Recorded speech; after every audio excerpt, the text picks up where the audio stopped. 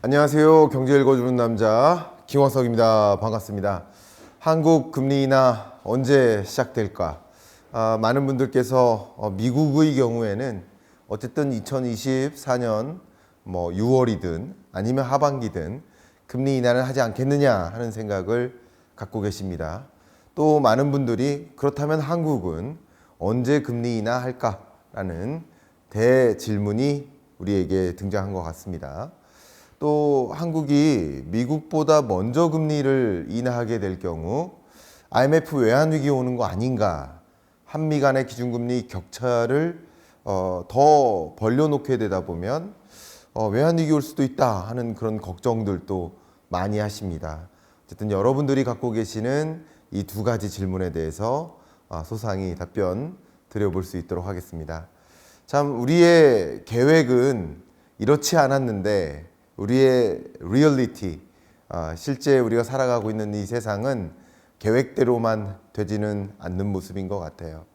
정말 수십 년을 차곡차곡 돈을 모아서 정말 수십 년 동안 모은 그 돈으로 내 집 마련을 또 시도하려고 준비하시는 분들도 계실 텐데 근데 2020년에 코로나19가 등장하고 또 코로나19 끝나는 줄 알았더니 지속되고 장기화되고 또 2022년쯤 되니까 러우 전쟁이 등장하고 정말 역사상 최대치에 거의 부합하는 고물가 시대에 또 우리 놓이고 그 고물가 때문에 고금리를 도입하게 되면서 여러분들이 그냥 차곡차곡 열심히만 살아가고 그리고 그 모아왔던 돈을 가지고 내 집 마련에 성공할 줄 알았는데 그 골이 또 멀어져만 가는 상당히 그 목표를 이루기가 쉽지만은 않은 그런 우리의 삶이지 않나 이런 생각을 해봅니다. 물론 지금 말씀드리는 이 고금리, 누군가에게는 너무나 높은 부담되는 고금리라고 할 수도 있겠지만 또 누군가에게는 이게 무슨 고금리냐, 역사적으로 보면 중립금리, 중금리에 해당되지 않느냐 하는 질문도 하고 계시고 누군가에게는 특히 대출을 많이 끌어다가 사업하시는, 장사하시는 자영업자 여러분, 대출을 많이 끌어다가 어렵게 자금을 마련해서 내 집 마련에 성공하신 분들은 정말 이 고금리가 너무 한스럽기까지 할 거라고 생각이 됩니다. 근데 또 한편에는 갖고 있는 자산이라곤 내 저축액이 전부인데 금리가 올라가야 좀 저축액이 쌓이고 또 이자도 많아지고 내가 좀 살아갈 수가 있겠다. 또 집 있는 자들이야 금리 높아져서 부담이 될 수도 있겠지만 금리 떨어지지 않아야 된다. 높은 금리가 여전히 유지돼야 되고 더 금리를 인상해야 집값도 더 조정될 수 있고 그래야 나에게도 집 살 만한 그런 시간이 올 수 있지 않겠느냐. 그런 기회가 올 수 있지 않겠느냐 하는 이 금리 인상하는 것이 혹은 인하하는 것이 우리네 삶과도 직접적으로 영향을 미치기 때문에 어쩌면 이런 이해관계에 따라서 적당한 금리에 대한 개념이 다를 수 있겠다라는 생각도 저는 굉장히 많이 동의하고 있습니다.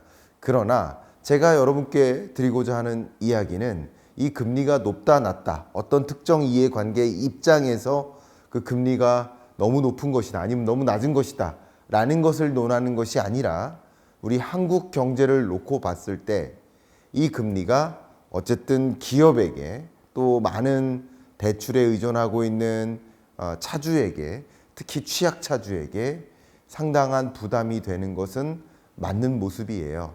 특히 금리가 올라감에 따라서 상대적으로 저축액은 쌓이고 민간 소비 지출은 줄어들고 기업들은 신규 투자를 적극적으로 못하고 신규 일자리가 많이 창출되지 못하니 이 높은 금리는 경제, 거시 경제를 놓고 봤을 때는 상당히 부담이 되는 것은 사실이다. 어떤 특정 이해관계에 따라서 이 금리가 높은 것이 부담이 된다. 아니다. 더 금리 올라가야 된다. 하는 주장이 있을 수 있지만 그 이해관계를 바탕으로 말씀드리는 것이 아니라 우리 한국 경제를 놓고 봤을 때 지금의 금리가 우리 경제 성장률이나 다른 여러 경제 여건에 비하면 좀 부담되는 것은 사실인 것 같다라는 생각을 해봅니다. 그래서 제가 여러분들께 이야기를 지금 본격적으로 시작하려고 하는데 특히 2024년 경제 전망서에서도 이미 말씀드렸습니다만 2024년은 그동안 금리를 인상했고 그리고 그 시대를 이른바 긴축의 시대라고 할 수 있는데 그 긴축의 시대에서 금리를 점차 완화해 나가는, 인하해 나가는 완화의 시대로의 전환이 시작되는 시점이다라는 것을 이미 말씀드렸고, 그렇다 하더라도 높은 금리에서 낮은 금리로 급격한 금리 인하는 없을 것이고 점진적인 완만한 속도의 금리 인하가 시작되는 해라고 전망을 했습니다. 또 2024년 경제를 뉴 레짐의 시대라고 표현을 한 바 있죠. 그러니까 고물가, 고금리, 저성장이 고착화된다. 무슨 뜻이냐?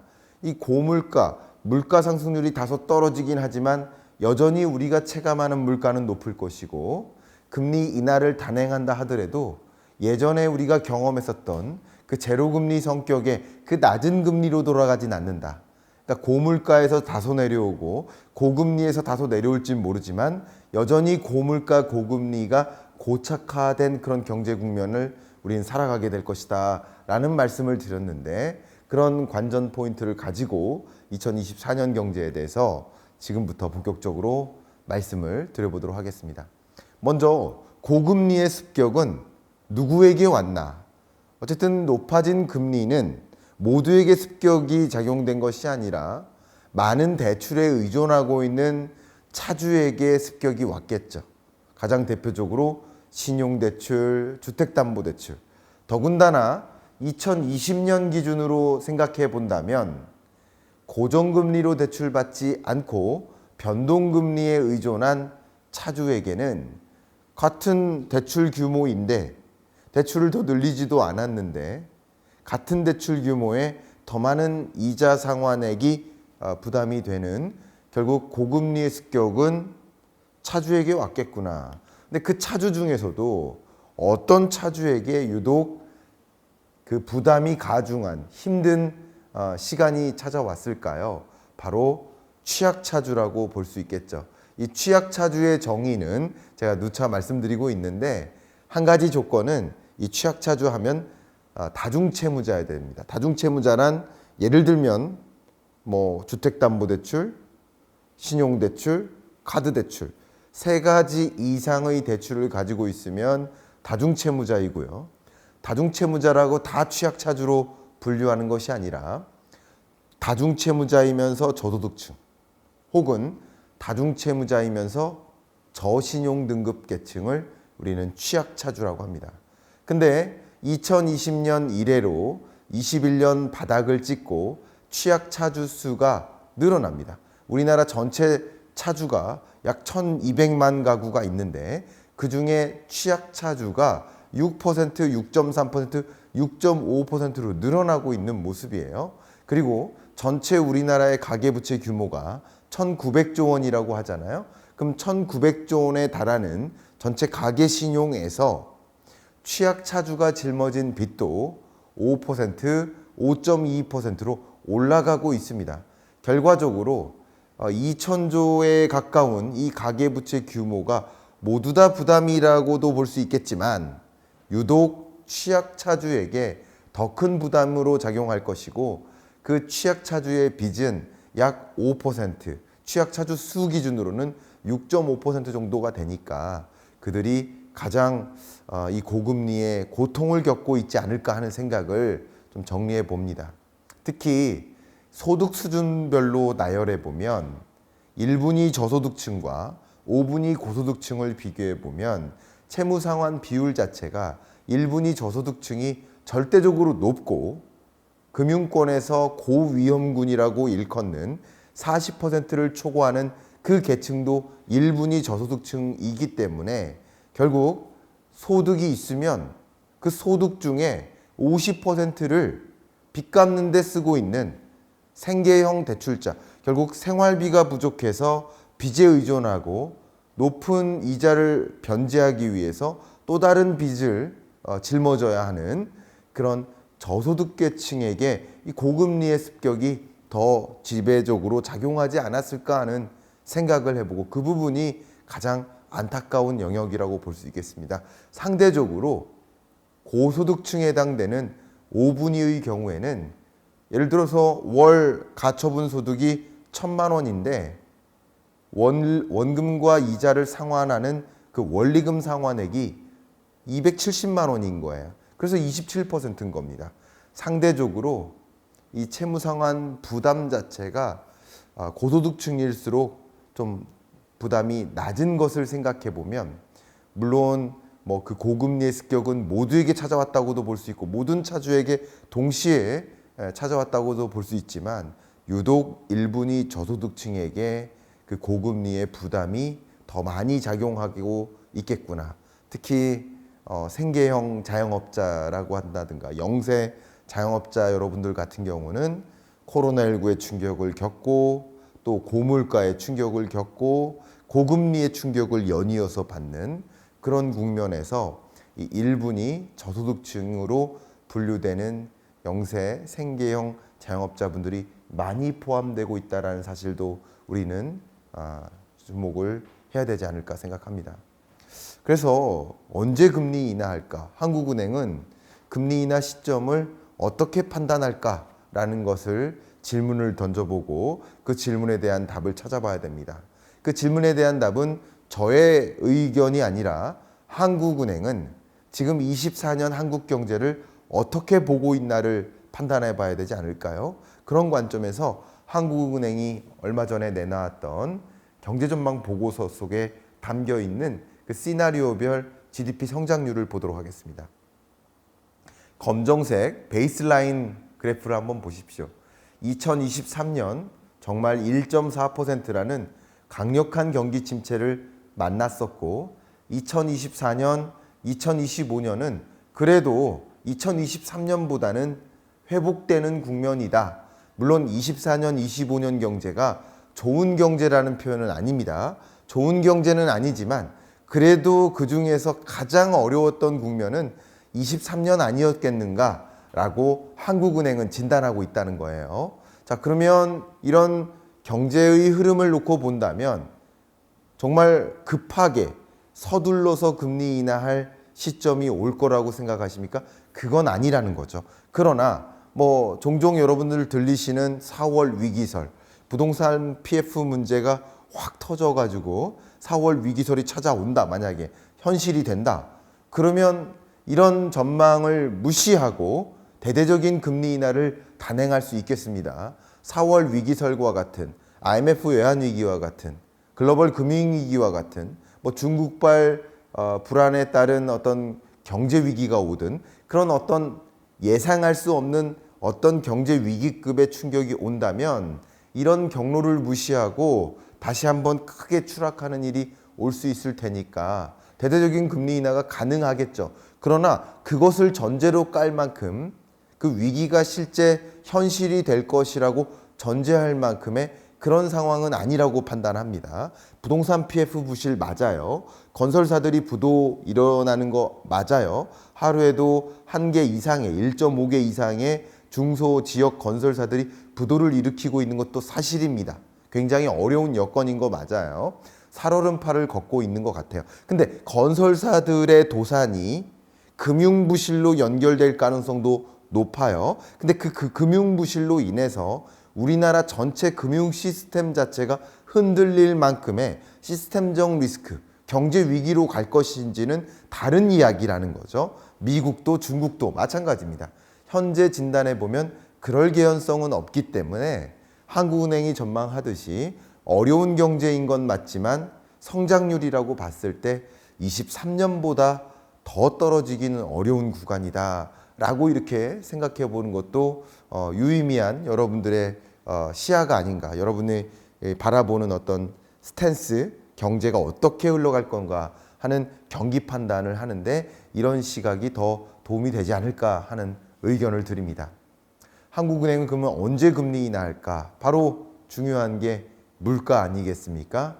물가 상승률이 2022년에 6.3% 정점을 찍었고 최근 뭐 2%대 3.1% 정도 수준을 오르락내리락 하고 있습니다.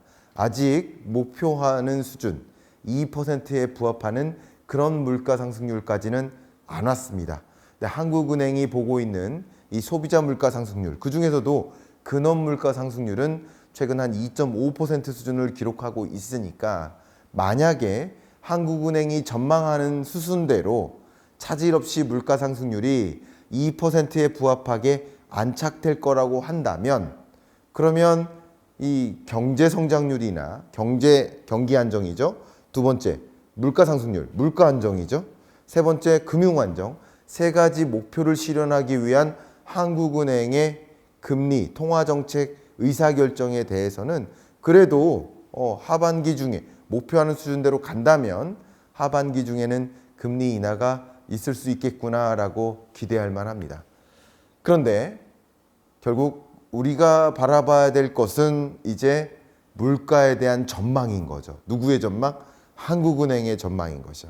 그러면 2024년 상반기 이 소비자 물가 상승률은 대략 한 2.9%, 그리고 24년 하반기는 대략 한 2.3%로 추산이 되고요. 이렇게 전망한다는 이야기는 하반기 중에는 대략 7월 예를 들어서 한 2.6%, 8월 약 2.5%, 9월 뭐 2.3%, 그리고 뭐 이런 흐름으로 전망하니까 평균 2.3%가 되지 않겠습니까?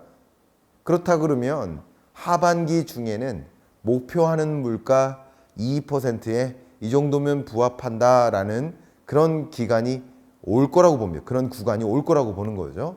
특히 한국은행 총재의 발언을 잠깐 정리해 보면 미국 성장세가 강하다 보니 연준이 금리를 금방 내리지는 않을 것. 그러니까 금방, 예를 들면 3월 내, 5월, 뭐 6월 이렇게 금방 내리기는 어렵지 않겠느냐라고 한국은행 총재는 판단하고 있습니다.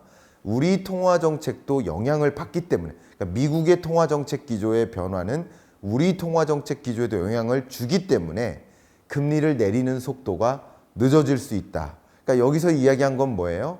역시 한국은행의 기준금리 인하 여건이 앞에 말씀드린 대로 성장률이나 아니면 물가 상승률이나 이런 경기 안정, 금융 안정, 물가 안정이라는 목표 실현을 위해서 진단해 봤을 때는 금리 인하 여건은 그래도 24년 하반기에 찾아올 것이라고 판단은 할 수 있겠지만 또 한 가지 고려해야 될 것은 미국보다 선행할 수 있을까라는 질문인 거예요. 한미 간의 기준금리 격차가 2%포인트까지 벌어졌죠. 근데 제가 한 유튜브에서도 제 책에서도 한미 기준금리가 역전된다고 외환위기 오는 것이 아니다. 근데 역전되는 순간에 2022년에 그리고 23년에 역전된 채 격차가 더 벌어지는 구간에 정말 많은 분들이 외환위기 올 거라고 우려하시는 그런 목소리를 많이 주셔서 외환위기 오는 성격은 절대 아니다 라고 누누이 강조하면서 말씀을 드려왔습니다. 근데 지금에서는 한국이 먼저 금리를 인하한다. 자, 지금까지 금리 격차가 벌어져 왔다는 이런 동향은 한국이 먼저 금리를 인하해서 한미 간의 기준금리 격차가 벌어진 것이 아니에요. 지금까지는 한국은 그 자리에 있었고 미국이 금리 인상을 하는 것을 용인한 거, 지켜본 것뿐이에요. 수용한 겁니다. 한미 간의 기준금리 격차가 벌어지는 것을 수용한 것이지 우리가 먼저 나서서 금리 격차를 벌린 건 아니에요. 적극적인 금리 격차의 확대가 아니라 소극적인 금리 격차 확대였던 거예요. 그렇기 때문에 이런 과정에서 외국인 자금의 급격한 유출이나 또 외환위기 가능성이 커지는 그런 일은 없을 것이다라고 말씀을 드렸어요. 다만 한국이 먼저 금리를 인하하는 액션은 조금 다른 것이다. 이렇게 말씀드릴게요. 그러니까 지켜만 보는 것이 좀 다른 거예요. 먼저 인하하는 것이 좀 다른 겁니다. 그걸 말씀드리려 합니다. 외국인 투자자들이 봤을 때 한국이 먼저 금리를 인하해서 기준금리 격차를 2%포인트 이상으로 더 벌리는, 예를 들면 2.25%포인트라든가 3%포인트로 더 벌리는 이런 액션을 보면 외국인 투자자들 입장에서는 야, 한국이 정말 급한가 보다. 한국 경제가 얼마나 어렵길래, 얼마나 금융 불안이 심각하길래 그렇게 금리 격차까지 벌리는가 하는 생각으로 외국인 자금의 급격한 유출이 있을 수 있습니다. 이해가시죠? 그런 관점에서 그동안의 금리 격차가 벌어졌던 모습과 먼저 선행해서 금리 인하를 단행해서 나타나는 현상은 분명 다를 것이다 라는 것을 강조합니다. 그래서 한국은행이 미국보다 선행해서 금리 인하하기는 굉장히 어렵겠다. 가능성은 있죠. 그러나 그만큼 급한 일이 찾아올 것이다. 그만큼 급한 일이 찾아와서 금리 인하를 선행해서 단행한다면 그것은 외국인 자금의 급격한 유출이 있다 하더라도 그것으로 인해 나타날 부정적인 효과보다 금리 인하를 안 했을 때 감당해야 될 위기가 더 크기 때문에 인하하는 것이죠. 그런 상황이라고 여러분 진단해 보시고 그런 면에서 통상적인 경우 그리고 한국은행이 바라보고 있는 그 경로대로 움직인다라는 전제하에서는 한국은행이 먼저 금리 인하하기는 쉽지 않을 것이다. 이렇게 답변을 드립니다. 특히 IMF 외환위기 공포감에 대해서 여러분 너무 공포감 갖지 마십시오. IMF 외환위기 오지 않습니다. 특히 한국이 먼저 금리 인하해도 IMF 외환위기로까지 가는 것이 아닙니다. 그러니까 우리가 걱정해야 되는 것은 IMF 외환위기가 아니라 다른 것을 걱정하자라는 것을 말씀드리는 거지 한국 경제에 아무 문제 없다라는 뜻은 아닙니다. 한국 경제에 문제가 많아요. 그러나 IMF 외환위기 다시 올까 이런 과도한 공포감은 또 우리가 지양해야 되지 않나 하는 생각인데요. 보시는 것처럼 외환 보유액 추이를 보십시오. 2020년 말부터 쭉 보시면 21년 말까지는 외환 보유액이 늘었다가 22년, 23년 들어서 줄어들죠. 외환 보유액이 줄어드니 좀 걱정이야. 이러다가 외환 위기 오는 거 아닌가? 이런 생각들을 또 하신 부분들이 많이 계실 거라고 생각이 됩니다. 그런데 IMF 외환 위기 당시 우리가 갖고 있던 외환 보유액과 기본적으로 레벨이 다르다는 것을 여러분 느껴지십니까? 1997, 8년에 갖고 있었던 외환 보유액과 지금 우리가 가지고 있는 외환 보유액은 레벨이 다를 만큼 많은 외환 보유를 보유하고 있다, 가지고 있다 이런 말씀드리고요. GDP 대비해서도 마찬가지입니다. 1997년, 8년 당시에 GDP 규모 대비 외환 보유액의 비율과 지금의 GDP 대비 외환 보유액의 비율을 계산해 보면 레벨이 다를 만큼 우리는 외환 보유액을 많이 갖고 있습니다. 이게 첫 번째 근거예요. 얼마나 많이 가지고 있느냐? 세계 9위로 외환 보유액을 많이 가지고 있습니다. 우리나라가 세계적으로 중국, 일본, 인도 GDP 규모로 정말 압도적으로 우리나라보다 큰 나라들 이런 나라들을 제외해놓고 생각해봐도 정말 우리나라는 외환 보유액을 많이 가지고 있구나. 다시는 외환 위기 오면 안 된다라는 그런 어떤 준비를 하고 있구나라는 생각도 여러분 참조해 주시고 과도한 공포감까지는 갖지 않는 것이 좋겠다라는 의견을 드립니다. 첫 번째는 외환 보유액이에요. 외환 보유액 이렇게 많다고 해서 외환 위기 안 오는가? 그건 또 아니죠. 다른 여건도 들여다봐야 됩니다. 다른 여건은 바로 두 번째입니다. 우리나라는 IMF 외환 위기 왔을 당시 순채무국이에요. 대외국에 대해서 돈을 빌려준 돈도 있고 빌려온 돈도 있을 거예요. 그죠? 빌려준 돈과 빌려온 돈. 결국 채무가 있고 채권이 있을 텐데 채무가 채권보다 더 많았어요. 그러니까 순 채무국이었어요. 빚진 나라였단 말이에요. 그 이후로 다시는 빚진 나라가 되지 말자. 빌려준 돈이 빌려온 돈보다 많게 만들자. 순채권국입니다. 그리고 그 순채권의 규모 면에서 그냥 압도적으로 규모가 많고요. 물론 2019년, 20년 이래로 순채권의 규모가 많이 줄어들어서 걱정이 되실 수 있었겠지만 그럼에도 불구하고 그 순채권의 규모가 절대적으로 많다. 그리고 23년 3, 4분기 들어서 순채권 규모가 다시 늘어나고 있다라는 것을 보신다면 IMF 외환위기 공포감에 대해 너무 과도한 공포감을 갖지 않으시기를 좀 바라는 마음이에요. 그래서 순채권국이다라는 거죠. 그러면 대외 채무를 빨리 변제하라고 압박을 가할 때 우리도 돈을 빌려준 대상국에게 돈 빨리 갚아라라고 역시 할 수 있거든요. 그런 면에서 IMF 외환 위기로 전개될 가능성은 상대적으로 떨어진다. 세 번째인데요. 두 가지 봤죠? 외환 보유고 그리고 채무와 채권을 비교한 겁니다. 그 다음 채무만 볼게요. 우리가 대외국으로부터 빌려온 돈, 그 대외 채무만 본다면 그 채무 중에 일부는 단기 외채고요. 일부는 장기 외채죠. 근데 대외 채무를 단기와 장기로 구분했을 때 우리가 IMF 외환 위기 맞이했을 때 그 당시에 단기 외채에 대한 의존도가 절대적으로 높았단 말이에요. 그리고 단기 외채 빨리 갚아라 하면서 그게 빠져나가면서 단기 외채 비율이 급격히 줄어들었죠. 근데 지금의 경우에는 기본적으로 우리의 대외 채무 구조가 단기 외채에 대한 의존도가 절대적으로 떨어져 있습니다. 거의 30%가 안 됩니다. 그 정도기 때문에 우리가 단시간 안에 빨리 돈 갚아라 순식간에 외국인 자금이 유출될 만큼 그것을 우려할 만큼의 걱정을 너무 많이 그것으로 인해서 외환위기 다시 올까 하는 걱정까지는 안 하셔도 되지 않을까 하는 말씀을 드립니다. 네, 마지막으로 네 번째입니다. 외환위기 올까라는 그 질문에 대해서 대외거래 측면을 좀 봐야 돼요. 우리 한국 경제의 수출이 뭐 뚜렷하게 회복되는 것은 아니다.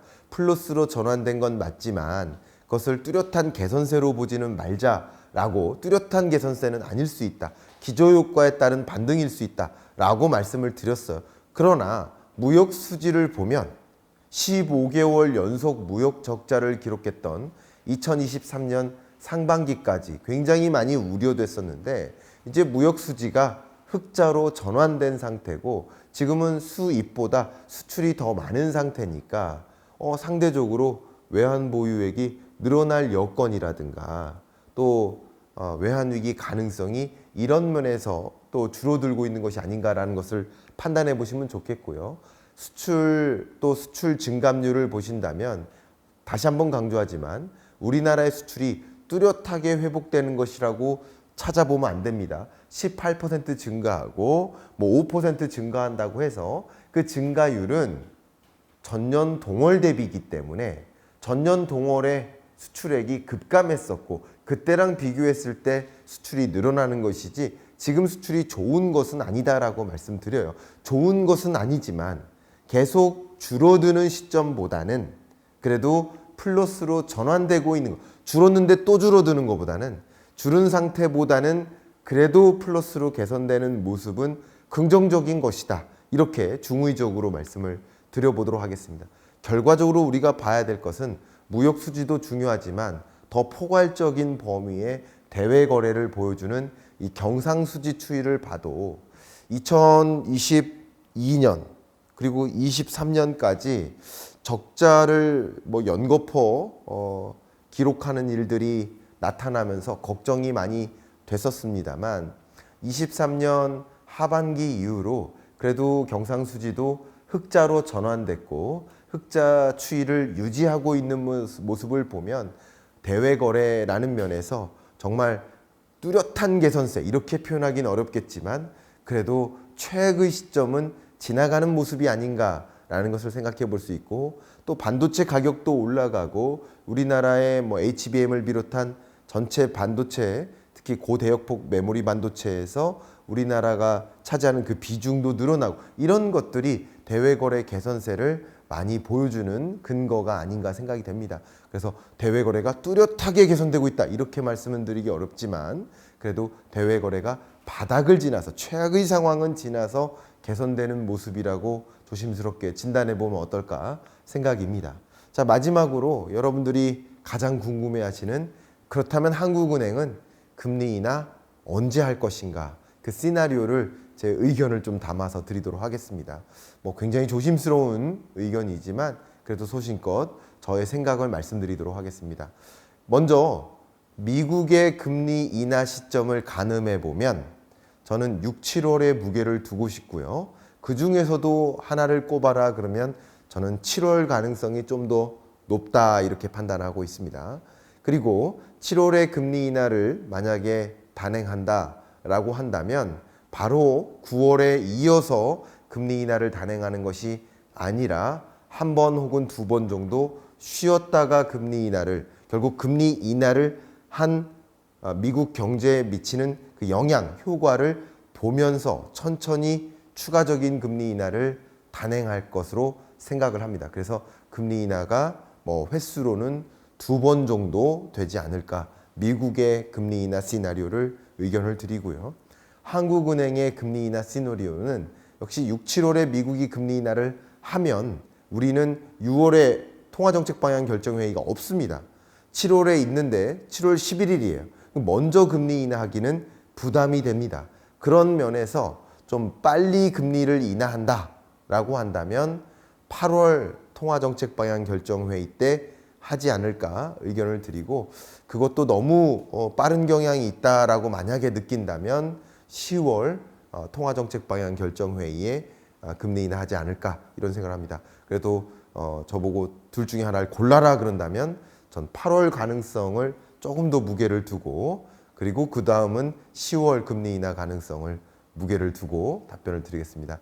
뭐 어디까지나 계획대로 리얼리티가 움직이지 않고 그 어떤 변수가 등장해서 이런 어떤 전망이나 경로나 이런 것들이 물거품처럼 될 수도 있겠지만, 현재로서는 그렇게 가늠하고 계획대로 달려가고, 그런 예상치 못한 변수가 등장할 때는 다시 한번 그 순간에 계획을 세우고 또 한 걸음 나아가는 그런 방식의 접근이 필요하지 않을까, 그런 면에서 우리에게 경제 전망이라는 것이 필요하지 않을까라는 것을 말씀드리면서 이번 주 경제 읽어주는 남자 마무리하겠습니다. 감사합니다.